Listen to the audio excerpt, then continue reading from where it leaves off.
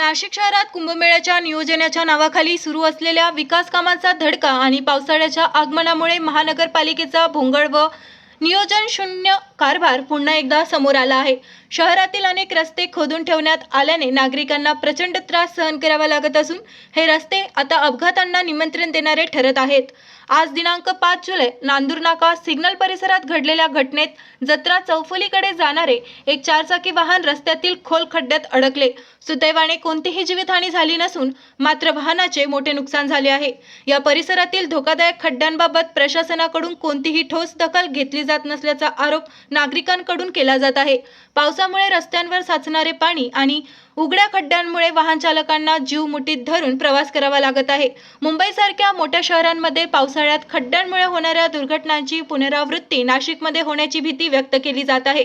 शहरातील विविध भागांत अर्धवट खोदकाम आणि अपूर्ण रस्त्यांमुळे नागरिकांचा प्रवास अधिकच त्रासदायक झाला आहे। महानगरपालिकेने पावसाळ्यापूर्वी योग्य नियोजन न केल्याचा आरोप नागरिकांकडून होत असून प्रशासनाने तातडीने खड्डे बुजवून रस्ते दुरुस्त करावेत, अन्यथा तीव्र आंदोलनाचा इशारा देण्यात आला आहे।